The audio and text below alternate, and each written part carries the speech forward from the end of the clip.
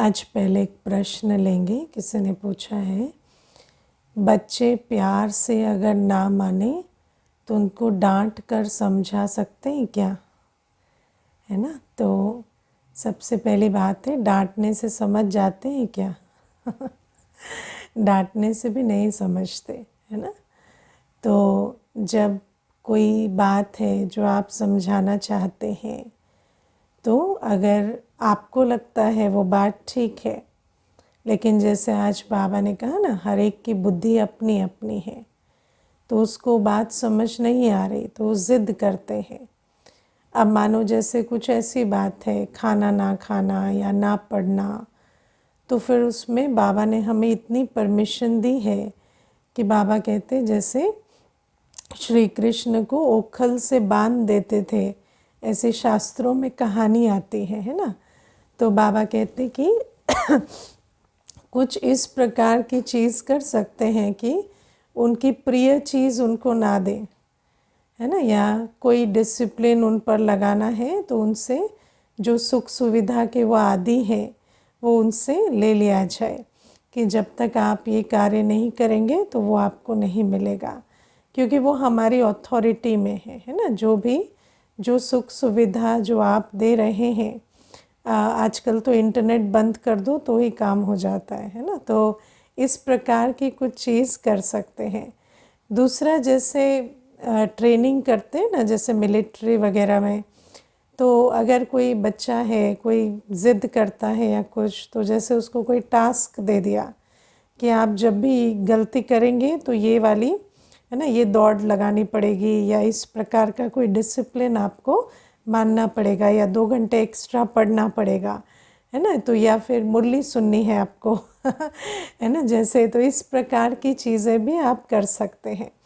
तो बाबा हमें कहते हैं कि जिन चीज़ों से, जैसे अगर आप डांटते हैं तो उससे उनका कल्याण नहीं होता, लेकिन अगर प्रेशर बिल्ड कर कर आप उनसे कोई ऐसी चीज़ कराते हैं जिससे उनका कल्याण होता है, चाहे फिज़िकल हेल्थ, चाहे मेंटल हेल्थ, चाहे स्पिरिचुअल हेल्थ, उसके लिए कुछ कराया, या कोई उनकी प्रिय चीज़ ले ली जिससे उनको ऐसा लगा कि मुझे इसे वापस लाना है, तो मुझे ये कार्य करना है, तो ये मोटिवेशन आप दे सकते हैं। लेकिन बच्चों के साथ मैं नहीं समझती कि डांटने से या बुरी भाषा का प्रयोग करने से या प्रेशर डालने से कोई अच्छे रिजल्ट्स आते हैं। मैं आपको इसमें एक और बात बताना चाहती हूँ जो बहुत दिनों से अलग अलग रूपों से सामने भी आ रही है, और वो बात मेरे मन में भी चल रही थी कि ये बात कभी करेंगे। तो कई माता पिता क्या करते हैं कि जैसे बच्चा अगर बात नहीं सुनता तो उसके मित्रों के सामने उसको बदनाम करते हैं, है ना, या उनको कुछ बुरा भला कहते हैं, या उसके फ्रेंड्स को फ़ोन करेंगे और उसके बारे में कहेंगे, या मान लो फ़ोन नहीं उठा रहा तो फ्रेंड को फ़ोन करके कहेंगे कि उसको घर भेजो, और वो हमारी सुनता नहीं है। तो इस प्रकार का जो व्यवहार है, इससे कभी कोई फ़ायदा नहीं होता, और कई बार इस तरह की चीज़ों के कारण जो संबंध है वो हमेशा के लिए बिगड़ जाता है ना। मैं एक ऐसे से सिचुएशन को जानती हूँ जहाँ पर एक पिता ने क्या किया कि बच्चा फ़ोन नहीं उठा रहा था, तो वो उसके कॉलेज पहुँच गए, है ना, और वहाँ पर उस कॉलेज में उस बच्चे का नाम अनाउंस करा दिया, या इस प्रकार की कोई चीज़ की कि वो सुन नहीं रहा या वो कांटेक्ट नहीं कर रहा।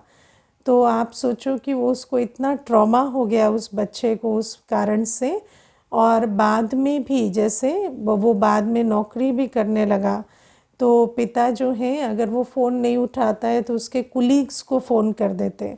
अब आप सोचो, वो एक एमएनसी में नौकरी कर रहा है, अच्छी पोजीशन में है, उसका अपना मान सम्मान है, लेकिन अगर वो फ़ोन नहीं उठाता या बात नहीं करना चाहता तो उस पर प्रेशर बिल्ड करने के लिए जो है पिता इस प्रकार के कदम उठाते हैं कि उसके कुलीग को कहते हैं। तो वो जो बच्चा है वो बहुत शर्मिंदा फील करता है, और उस शर्मिंदगी में वो पिता को यहाँ तक कह देता है कि अगर आप मुझे अगली बार फ़ोन करेंगे और मैं ना उठाऊं और अगर आप मुझे इधर उधर बदनाम करेंगे तो मैं ऐसा कोई कदम उठा लूँगा कि कभी आपको नज़र ही नहीं आऊँगा।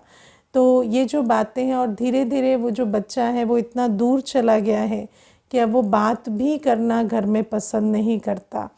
तो इन बातों को हमें समझना होता है कि जब हम किसी को भी जैसे बच्चे हैं या कोई भी है, हम चाहते हैं कि वो अच्छे चॉइसेस ले लाइफ में, या वो कुछ जो जो हमें ठीक लगता है वो भी चुनाव करें। इसमें कोई बुरी बात नहीं है, ये शुभ भावना है। लेकिन हमें ये भी समझना होता है कि प्रेशर कितना डालना है और किस प्रकार से डालना है। इस प्रकार का नेगेटिव प्रेशर है ना, जैसे कि डांटना या बेइज्जत करना या बदनाम करना या दोस्तों को बुरा भला कहना, इससे कुछ नहीं होता। जैसे हम पहले ज़माने में कहते थे और ही ढीठ हो जाएंगे, है ना। तो ढीठ का मतलब होता है कि वो और ही दूर चले जाते हैं। आप जिस प्रेशर को डाल रहे हैं वो प्रेशर सहने की भी उनको आदत हो जाती है, और उस प्रेशर से जो आप करवाना चाहते हैं वो भी वो नहीं करते।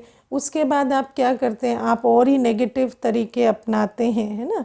तो कई बार इस प्रकार की चीज़ें घरों में देखने आती हैं, और अभी पिछले महीने भर में मैंने कम से कम 7 या 8 इंसिडेंट्स ऐसे देख लिए जहाँ पर बच्चा बात नहीं सुनता। छोटे बच्चों की बात नहीं है, पर जैसे जैसे बड़े होते जाते तो माता पिता देखते हैं कि ये तो बिल्कुल सुनता नहीं है या काबू में नहीं आ रहा, तो इस प्रकार की चीज़ें भी करने लगते हैं। और भले ही डेस्परेशन में व्यक्ति कोई कदम उठा रहा है, पर हमें ऐसा कोई कदम नहीं उठाना है जिससे उल्टा ही रिज़ल्ट आ रहा हो। जो हम करना चाहते हैं उसका विपरीत रिज़ल्ट आ रहा है। तो बाबा हमें कहते हैं कि ये मैं आध्यात्मिकता की बात नहीं कर रही हूँ। आध्यात्मिकता तो दूसरे लेवल की चीज़ है, पर जनरली भी हम अगर सोसाइटी के हिसाब से भी देखें तो आप जो करना चाह रहे हैं वो रिज़ल्ट तो आपको मिल ही नहीं रहा। उल्टा और ही क्या है, बच्चा दुश्मन बन गया है, या बच्चे को ऐसा लगता है कि माता पिता ही मेरे दुश्मन हैं। तो इस प्रकार की चीज़ों को हमें बहुत सावधान रहना है, और हमें इतना संबंध बनाकर हमेशा रखना है कि बच्चे को ये ट्रस्ट रहे कि माता पिता मुझे दुख नहीं पहुंचाना चाहते, मुझे सुख पहुंचाना चाहते। क्योंकि कई बार क्या होता है, हम सुख पहुंचाने के लिए इतना प्रेशर डालते हैं कि मैसेज यही जाता है कि हम ही दुख पहुंचाना चाहते हैं। तो बाबा हमें कहते हैं कि इन चीज़ों को, क्योंकि स्नेह की वृत्ति कई बार क्या होता है, कल्याण के नाम पर, क्योंकि विकार बहुत है ना, कल्याण के नाम पर कि हम तो इनका अच्छा चाहते हैं, उस ज़िद में हम कई बार स्नेह की वृत्ति को ही छोड़ देते हैं। तो ऐसे गलतियां हमें नहीं करनी है। और फिर क्या होता है, एक ऐसा समय आता है, आज मैं आपको बताऊं, मेजॉरिटी बच्चे आज उस हालत में हैं कि जब उनको पूछते हैं, है ना, कि माता पिता को पूछते हैं या किसी को पूछते हैं कि ये किनकी सुनते हैं या किनकी बात को हाँ जी करते हैं, तो कहा जाता है ये किसी की भी नहीं सुनते। क्योंकि हर एक ने इस प्रकार से प्रेशर डालने की कोशिश की है, किसी से ही प्यार नहीं मिला, तो वो प्यार नहीं मिला तो आज किसी की भी नहीं सुनते, किसी के लिए भी आंखों में शर्म भी नहीं है।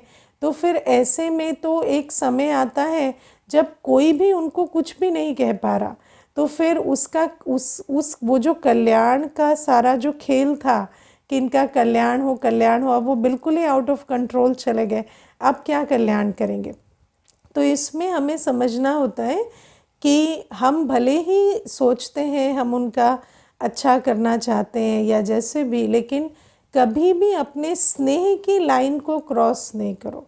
अपने शब्दों को, अपने व्यवहार को सदा स्नेह स्वरूप रखें। और उसके बाद डिसिप्लिन की बात है, तो जो आपकी अथॉरिटी में है ना, मानो आपकी अथॉरिटी में है कि आप उसको एक सुविधा दें या ना दें, तो वो उससे ले लें। उसको पता चलता है कि पेरेंट्स चाहे तो ये कर सकते हैं पर ये नहीं कर रहे हैं, क्योंकि मैं उस हिसाब से नहीं चल रहा, तो फिर वो उस सुविधा को लेने के लिए भी कई बार मेहनत करते हैं। लेकिन स्नेह का और वो जो संबंध है स्नेह का, वो ख़त्म नहीं होना चाहिए। तो ये छोटी सी बात है जो मेरे दिल में बहुत समय से भी चल रही थी कि ये अप्रोच ठीक नहीं है, है ना। और कई बार ये अप्रोच ऐसी हो जाती है कि कनेक्शन ही टूट जाता है।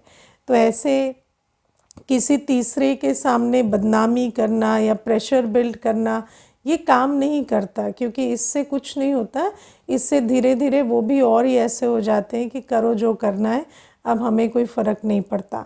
और वैसे भी देखो, अगर आप किसी को कहते हैं कि जो नेगेटिव, जो जिसको हम कहते हैं ना कि नेगेटिव रीइंफोर्समेंट, कि अगर आप ये नहीं करेंगे हम आपको इसको बताएंगे उसको बताएंगे, तो ये जो नेगेटिव रीइंफोर्समेंट है थोड़ी समय काम करता है, क्योंकि मनुष्य जो है थोड़े समय डरता है कि अच्छा ऐसा हो जाएगा वैसा हो जाएगा, लेकिन कुछ समय के बाद वो कहता है अच्छा ठीक है भले हो जाए कोई बात नहीं, है ना। तो वो उस बात को भी पार कर लेता है और फिर आपके कंट्रोल में कुछ भी नहीं रहता। तो ऐसी चीज़ें हमें नहीं करनी है, तो इसका हमें ध्यान रखना है। क्योंकि मेरा जो अनुभव है, अगर आप किसी पर कोई भी कंट्रोल रख सकते हैं, किसी आत्मा को के ऊपर कोई भी आपका कंट्रोल है, तो वो लव का है ना, स्नेह का है। तो अगर आप किसी को चेंज करने के लिए प्रेरित कर सकते हैं, तो वो सिर्फ इन्फ्लुएंस से कर सकते हैं। और जिस आत्मा के लिए आत्मा का सम्मान और स्नेह नहीं, उससे वो कभी इन्फ्लुएंस नहीं होती। तो क्या कहा भी जाता है, the only way to change is by influence, है ना। आप किसी को प्रभावित करके चेंज कर सकते हैं, लेकिन प्रभाव सिर्फ उसका पड़ता है जिसके लिए आपके दिल में सम्मान और स्नेह हो। आप अपने दिल से पूछो, आप किससे प्रभावित होते हो? उससे नहीं जो प्रभावशाली है। ज़रूरी नहीं है कि कोई बहुत टैलेंटेड है, विशेष है, तो उसका प्रभाव आप पर होगा, बिल्कुल ज़रूरी नहीं है। किसका प्रभाव आप पर होता है? जिसके लिए आपके दिल में स्नेह और सम्मान है ना। कई बार ऐसा होता है कि एक लौकिक परिवार में जो पिता है वो बहुत प्रभावशाली व्यक्तित्व वाला है, धन के रूप से भी, एजुकेशन के रूप से भी, पद पोजीशन के रूप से भी, है ना, बहुत अच्छी फिज़िकल पर्सनालिटी भी है। और माँ जो है बहुत साधारण है, लेकिन बच्चे के ऊपर प्रभाव माँ का है।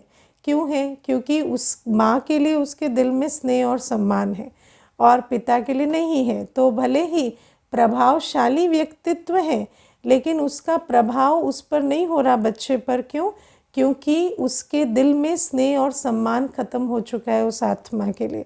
इसीलिए जब तक स्नेह और सम्मान कायम है, तो आप किसी भी आत्मा को किसी चीज़ के लिए प्रेरित कर सकते हैं। और अगर वो स्नेह और सम्मान ही ख़त्म हो गया, तो चाहे आप बहुत अच्छी बात भी उसे सुनाएंगे, कोई बहुत कल्याण का मंत्र भी दे देंगे ना, तो भी वो उस मंत्र को एक्सेप्ट नहीं करेगा। तो इसीलिए कोई ऐसी चीज़ अपनी दे अभिमान में, या मैं राइट हूँ, या मैं ये चाहता हूँ, ये होना ही चाहिए, इस तरह से कोई ऐसा कर्म ना करें जिससे स्नेह और सम्मान की डोर ही टूट जाए। तो इसका बहुत ध्यान रखना है ना। हर चीज़ करनी है, हर चीज़ करेंगे, लेकिन पहले तो संबंध ठीक रहे ना। अगर संबंध ही नहीं है तो फिर कल्याण क्या करेंगे, है ना। तो ये समझना है। अब इसका मतलब वो जो माता ने प्रश्न पूछा था, ये उसके उत्तर में नहीं है, वो तो बच्चों की बात है, चलो भाई उनको किस प्रकार से चलाना है। लेकिन मैं तो एक लार्जर प्रॉब्लम की बात कर रही हूँ कि कई कई ऐसे केसेस देखने में आते हैं कि जब तक बच्चा मजबूर है ना, छोटा है, युवा है, तब तक तो वो फिर भी प्रेशर में हाँ जी करके चलता है। लेकिन जैसे ही उसके पास चॉइस आती है, तो वो बिल्कुल ही पलट कर नहीं देखता फिर। और उसका कारण यही है कि वो प्यार नहीं मिला, या वो स्नेह सम्मान की जो डोर है वो टूटी हुई है। तो इसका हमें ध्यान रखना है। और सबसे बड़ी बात है, हम अगर अपनी आत्मिक स्थिति, अपनी शांत स्वरूप, स्नेह स्वरूप, ज्ञान स्वरूप, योग युक्त अवस्था में स्थित होंगे, तभी हमारा अपने कर्मों पर भी कंट्रोल होगा। क्योंकि अगर हमारे कर्म ही अपने कंट्रोल में नहीं है, अगर हम इम्पल्सिव बिहेवियर में आ रहे हैं कि अगर हम अपने ऊपर ही आपाक हो रहे हैं और शब्द बोल रहे हैं और कर्म कर रहे हैं, तो हम कितनी भी क्लास सुनेंगे, तो अगर हमारा अपने पे कंट्रोल ही नहीं है तो हम वो चॉइस नहीं ले सकेंगे कि बच्चों के साथ या किसी के साथ भी किस प्रकार से व्यवहार करना है। इसीलिए सबसे बड़ी बात तो जो बाबा हमें सिखाते हैं, स्वराज अधिकारी बनना है ना, क्योंकि गुड पेरेंटिंग भी वही करेंगे जो शक्तिशाली आत्मा है, क्योंकि पेरेंट तो एक रोल है ना, वो रोल निभाने वाली सोल जब पावरफुल होगी तभी वो उस रोल को भी ठीक से निभाएगी। वरना कई बार हम रोल कैसे निभाना है वो सारी बातें समझ लेते हैं, लेकिन जब हमारे अंदर वो रोल निभाने की शक्ति ही नहीं, तो हम करते वही हैं जो हमारे शक्ति के अनुकूल हम कर सकते हैं। इसीलिए सबसे पहली बात तो ये है कि हम अपनी निजी आत्मिक स्थिति, अपनी मुरली, अपनी योग की यात्रा पर इतना अटेंशन दें कि जिस समय हम जिस प्रकार से व्यवहार करना चाहें वो करें। हम रिएक्टिव ना हो, हमारे अंदर इम्पल्सिव बिहेवियर ना हो कि हम आपा खो रहे हैं, मजबूर होकर बोले जा रहे हैं या कर्म कर रहे हैं। तो ये चीज़ें सबसे इम्पॉर्टेंट है, क्योंकि गुड पेरेंटिंग पर क्लास सुनने से गुड पेरेंट नहीं बनते। जब हम शक्तिशाली आत्मा हैं तो हमारा हर रोल अच्छा होता है। हम अच्छे बॉस, अच्छे पेरेंट्स, अच्छे कुलीग, है ना, अच्छे सेवाधारी, हर रोल में हम जैसे निपुण होते हैं। तो ये एक बात है। फिर बाबा आज हमें कहते हैं कि जो हमारे साथ जो माया के पेपर आते हैं ना, जब मानो परिस्थितियों के रूप में जब पेपर आते हैं, तो हम उन पेपर को देखकर घबराएं नहीं, है ना। हम माया को दुश्मन ना समझें, हम उसे सहयोगी समझें। और बाबा हमें कहते हैं कि हमारी जो वृत्ति है वो ये नहीं होनी चाहिए ये क्या हो रहा है या मेरे साथ क्यों हो रहा है। किस किस की वृत्ति ऐसी रहती है कि जब कोई पेपर आते हैं, है ना, सर्दी गर्मी के, मान अपमान के, दुख सुख के, निंदा स्तुति के, तो जब पेपर आते हैं तो क्या संकल्प चलते हैं, मेरे साथ क्यों हो रहा है या ये मुझे क्या सिखाने के लिए आए हैं। कौन सी वृत्ति चलती है? हाँ, मेरे साथ क्यों हो रहा है किस किस का चलता है?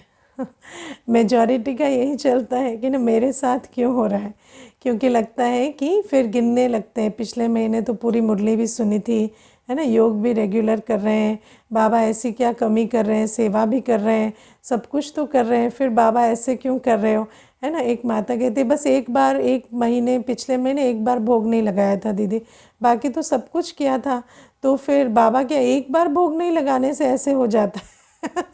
तो मैंने कहा बाबा थोड़ी भेज रहे कोई आपको परिस्थिति तो 63 जन्मों के विकर्मों का फल है ना, वो तो सामने आएंगी। तो उसमें हमें ये नहीं समझना है कि कोई आज हम कोई गलती कर रहे हैं इस वजह से आई है। ये परिस्थितियाँ जो आती हैं ये हमें आगे बढ़ाने के लिए आती हैं, सिखाने के लिए आती हैं। जैसे आप जब स्कूल कॉलेज में जाते हैं तो एक होती है थ्योरी, एक होती है प्रैक्टिकल। तो थ्योरी में आपको सिखा दिया जाता है ना, 2 केमिकल को मिलाएंगे तो ऐसा रिएक्शन आएगा, ये होगा। लेकिन जब तक आप लेबोरेटरी में जाकर करेंगे नहीं एक्सपेरिमेंट, तब तक आपको रिज़ल्ट कैसे मिलेगा। तो बाबा भी हमें ज्ञान बिंदु देते हैं, गुणों का ज्ञान देते हैं, शक्तियों का ज्ञान देते हैं। बाबा हमें कहते हैं योग बल से ये हो सकता है, पवित्रता के बल से ये हो सकता है, लेकिन हमें पता कैसे चलेगा जब तक विपरीत परिस्थिति ना आए और हम उन ज्ञान बिंदुओं को अप्लाई ना करें, हम उन गुण शक्तियों को अप्लाई ना करें जो बाबा ने हमें दी हैं, तो रिज़ल्ट कैसे मिलेगा। तो बाबा हमें कहते हैं जब भी कोई बड़ी परिस्थिति आती है तो उस परिस्थिति में हमें ये नहीं पूछना है ये क्यों हो रहा है ना, खुश होना है कि अब मैंने जो भी सीखा है मुझे उसे अप्लाई करना है ना।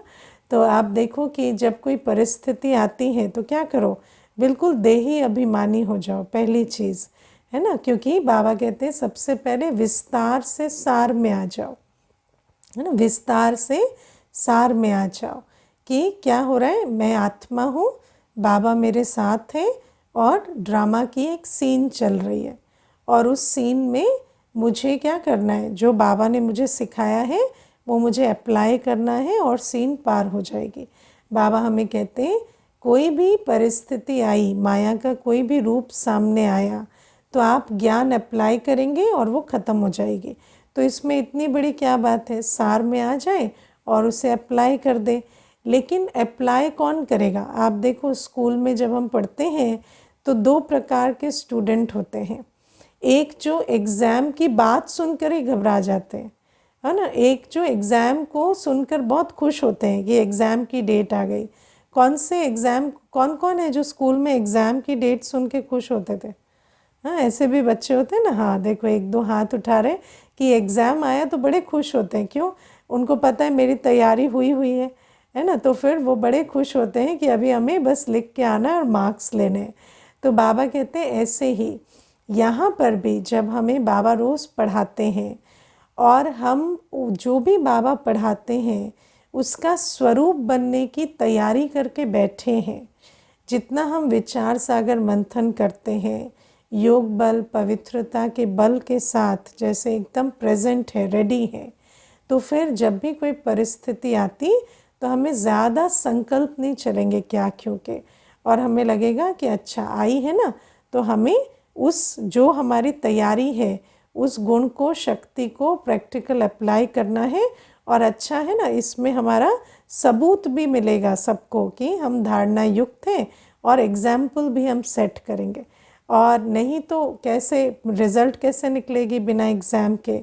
तो बाबा कहते इस प्रकार से जो बच्चे भी बाबा की श्रीमत के प्रमाण तैयारी कर कर एवर रेडी रहते हैं, उनको माया के जब पेपर आते हैं तो उनको ऐसा घबराहट नहीं होती।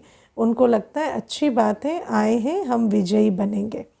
और माया का भी पर्पस यही है कि जब भी माया आती है तो वो हमें कोई ना कोई गुण या शक्ति का स्वरूप बनाने आती है।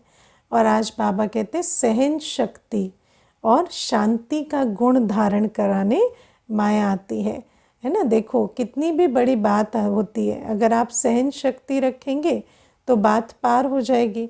लेकिन हम क्या कहते हैं, हम क्यों सहेंगे, हम राइट हैं तो हम नहीं सहेंगे। सबसे बड़ा सहने का, सहना क्यों नहीं चाहते? हाँ, कोई बात आई आपने सह ली तो पार हो जाएगी ना, ये सबको समझ में आता है। कोई भी बात आई है ना, कोई नुकसान हुआ, अपमान हुआ, कोई भी बात हुई, किसी ने आपको बुरा भला कह दिया, दर्द हुआ, सह लेंगे तो पार हो जाएगी ना कि नहीं होगी? पार हो जाएगी, सबको मालूम है। लेकिन हम कहते हैं हम नहीं सहेंगे। क्यों? क्योंकि हम राइट हैं, है ना। हम राइट हैं तो हम नहीं सहेंगे। हमें इंसाफ चाहिए, हमें सहना नहीं है, हमें इंसाफ चाहिए। राइट के साथ रॉन्ग नहीं होना चाहिए, हमारे अंदर ये चलता है। लेकिन बाबा हमें रोज़ मुरली में क्या कहते हैं, इस समय कोई भी राजा नहीं है। ये वो समय है जहाँ कोई राजा नहीं है। जहाँ राजा नहीं होता ना, वहाँ इंसाफ नहीं होता, है ना। दुनिया में जब तक राजाई होती है तो राजा के पास आप जाएंगे तो राजा इंसाफ करेंगे। यहाँ कोई राजा नहीं है। आप किसी के पास अपनी मुसीबत लेके भी जाएंगे ना, तो क्या करेंगे, वो उसमें अपना फ़ायदा ढूंढेंगे, आपका नहीं। तो इसीलिए जब आप पर कोई भी बात आती है तो आपको क्या करना होता है, अब रॉन्ग राइट में नहीं जाना है, आपको उस बात को सह लेना होता है। क्योंकि आप कितना भी उसमें इंसाफ ढूंढने की कोशिश करेंगे, ये वो समय है जब कोई राजा नहीं है। आप चाहे किसी गवर्नमेंट इंस्टीट्यूशन के पास जाएं, चाहे आप किसी भी अथॉरिटी के पास जाएं, हर आत्मा आज कैसी है, पतित है, कमज़ोर है, और कोई आत्मा में इतनी ताकत नहीं कि वो न्याय कर सके। इसीलिए हर आत्मा जो है वो आज शक्तिहीन है। इस बात को समझकर आपको क्या करना है, आपको बात को या कोई भी चीज़ हुई उसको सह लेना है ना। मान लो कोई शरीर की भी बहुत बड़ी बीमारी है, पेपर है, तो उसमें क्या करना होता है, सहन शक्ति को आपको ध्यान में रखना है। भल दवाइयाँ भी लेंगे तो भी जो सहने का पीरियड है वो तो रहेगा, उतना सहकर ही बीमारी जो है वो जाएगी। तो बाबा कहते कभी भी सहन शक्ति में ऐसे नहीं कहो मैं राइट हूँ तो क्यों, है ना। आज आप देखो, आप कितनी भी लाइफस्टाइल मेंटेन करेंगे, सब कुछ शुद्ध भी खाएंगे, सब कुछ भी करेंगे, तो भी जब शरीर का पेपर आना है तो आना है। तो बाबा कहते हैं इसीलिए माया जब आती है तो आप सोचो कि वो अनुभवी बनाने आती है। हर गुण हर शक्ति की थ्योरी तो हमारे पास है, लेकिन उसका स्वरूप हम बने, इसी के लिए माया आती है। और जब ये जो ज्ञान है बाबा हमें दे रहे हैं आज, लेकिन हमें इसे याद रखना होगा जब वो माया का पेपर आता है। तो ये पहली चीज़। फिर बाबा हमें आज वृत्ति के लिए, देखो एक तो बाबा हमें वृत्ति के लिए ये कहते कि माया के प्रति वृत्ति रखो कि वो सहयोगी है, दुश्मन नहीं है, है ना। परिस्थितियाँ आगे बढ़ाने आती हैं, हमें कोई तंग करने नहीं आती। तंग होते हैं हम देह अभिमान से, हम क्या क्यों करेंगे तो तंग होंगे, वरना क्या है, किसी के साथ कुछ तो होगा। देखो मैं आपको बहुत अच्छी एक बात बताती हूँ। एक बार है ना, एक माता कहती है कि मेरी जो बहू है वो, मैं उसको कुछ भी कहती हूँ ना तो वो ऐसे चीख के पड़ती है ना, माना वो अपनी भाषा में कहती थी कि मुझे उल्टा जवाब देती है और वो मेरी बिल्कुल नहीं सुनती, है ना। तो मैंने सोचा कि मेरी हालत ख़राब है कि देखो मेरी बहू मेरे साथ ऐसे व्यवहार करती है। फिर एक बार है ना, उनका बॉस आए थे खाने पर घर पर, तो कुछ गलती हो गई, पता नहीं उसने क्या कह दिया बॉस को। तो वैसे तो वो हमारे घर खाने के लिए आए थे, लेकिन बॉस ने उसको वहीं पर ही डांट दिया और बहुत ज़ोर से उसको डांटा। तो वो कहती कि तब मुझे पता चला, अच्छा ये मेरी बहू जो मेरे पे सारे दिन चिल्लाती है, ऑफिस में दिन भर डांट खाती। तो मुझे कहती है कि देखो दीदी, दुनिया में हर कोई डांट खा ही रहा है, कोई किसी से कोई किसी से, है ना। तो मैंने कहा इसीलिए तो बाबा का ज्ञान सबको चाहिए। आपको लगता है कि आप ही बहू से डांट खा रहे हैं, लेकिन वो भी बॉस से डांट खा रही है, कोई किसी से खा रहा है, कोई किसी से, है ना। तो इसीलिए ये जो समय है, इस समय पर ऐसा कोई नहीं है जिसको किसी भी प्रकार का पेपर नहीं आ रहा। अब मानो संबंध में भी सब ठीक है किसी के, है ना, आपके चुप कहने से सब चुप भी हो जाते, तो भी शरीर के पेपर आते हैं, किसी को धन के पेपर आते हैं, हर बात में सहना तो पड़ता ही है। तो इसीलिए बाबा कहते हैं हम ब्राह्मण बने हैं, 84वें जन्म में है, और हम देवता बनेंगे। तो देवता बनने से पहले हमें हर गुण हर शक्ति का स्वरूप तो बनना ही पड़ेगा। और जब तक हम प्रैक्टिकल उन शक्तियों को, गुणों को अप्लाई नहीं करेंगे, तब तक हमें वो देवता पद नहीं मिल सकता। और बाबा कहते हैं मजबूरी से भी सहना पड़ता है, लेकिन जब मजबूरी से सहते हैं तो फिर क्या होता है, ट्रॉमा होता है, दिल दुखती है। लेकिन अगर ज्ञान स्वरूप होकर सहते हैं तो फिर क्या होता, अपने अंदर उमंग उत्साह भी आता है कि भाई हमने पेपर पास किया, है ना। तो बाबा कहते हैं ज्ञान स्वरूप होकर जब हम शक्तियों को अप्लाई करते हैं, गुणों को अप्लाई करते हैं, तो परिस्थिति भी पार होती है, आत्मा को ट्रॉमा भी नहीं होता, और अपने अंदर भी उमंग उत्साह आता है और एप्रिसिएशन आती है कि भाई हमारे अंदर रोज़ उन्नति या प्रगति हो रही है, और जो गुण शक्तियाँ कल नहीं थे वो आज आ गए हैं, है ना। तो आपको भी खुशी होगी कि हथौड़ियाँ तो पड़ रही हैं, लेकिन हम देवता बन रहे हैं। बिना हथौड़ियों के तो देवता नहीं बनेंगे, कुछ ना कुछ वार तो होंगे, कुछ ना कुछ होगा। तो इन बातों को समझकर चलना होता है।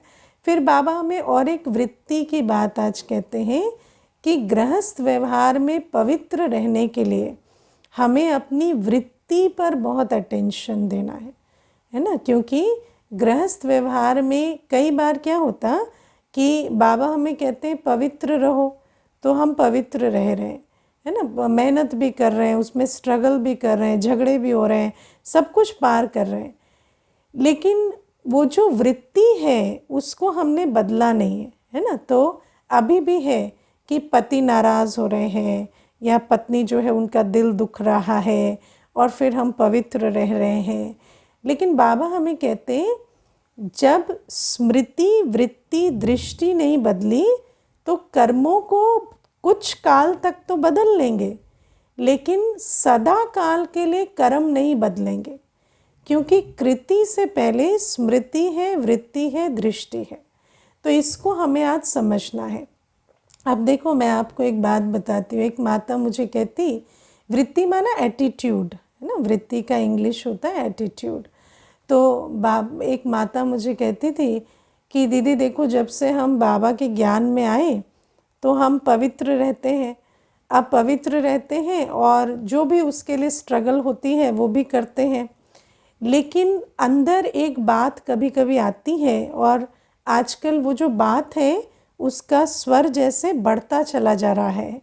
और वो बात ये है कि अपने अंदर आता है कि हम तो जो पति है, युगल हैं, उनको हम उस अधिकार से वंचित कर रहे हैं जो उनका सामाजिक अधिकार है ना। तो मुझे कहती कि अंदर ये भी चलता है, ये भी समझ में आता है कि मैं आत्मा हूँ, मुझे सतयुग जाना है, पवित्र बनना है, लेकिन ये भी अंदर चलता है कि कहीं हम कोई सामाजिक अपराध तो नहीं कर रहे कि हम जो आत्मा जो पति के रूप में है उसको उस अधिकार से वंचित कर रहे हैं विकार के। तो मैंने उनको कहा कि अभी भी वो पति ही है क्या, अभी आत्मा नहीं बने आत्मा भाई नहीं हुए अभी तो कहते कि क्या, तो मैंने कहा अगर आप पवित्रता तक जा रहे हैं, कर्मों में आ रहे हैं, तो पहले तो ये समझना है ना कि मैं एक आत्मा हूँ, वो एक आत्मा है। हमारा संबंध ही भाई भाई का है, हमारा संबंध है ही नहीं पति पत्नी का, है ना। हमारा संबंध है आत्मा भाई भाई का। क्योंकि क्या होता कि ये जो स्मृति वृत्ति पे काम नहीं करें और सीधा कर्मों पे जाएं, तो ये जो द्वंद्व है ये अंदर शुरू हो जाता है। क्योंकि अगर हमारा एटीट्यूड बॉडी कॉन्शियस है, हमारी वृत्ति देह अभिमान की है, तो देह अभिमान की दुनिया में तो विकार अनिवार्य है ना। विकार जो है वो सबसे इम्पॉर्टेंट है। तो अगर उस देह अभिमान की वृत्ति में रहते हम निर्विकारी बनेंगे तो हमें उसमें भी जैसे गिल्ट होने लगेगा। तो बाबा हमें कहते हैं पहले तो शुरू से शुरू करना पड़े कि मैं एक आत्मा हूँ, ये एक आत्मा है, और मेरा इस आत्मा से है ही भाई भाई का नाता, है ना। वरना क्या होता, वो तो आपको, क्योंकि वो तो ज्ञान में नहीं है, वो तो आपको देख ही रहे देह अभिमानी वृत्ति से, और आपकी भी वृत्ति देह अभिमान की है।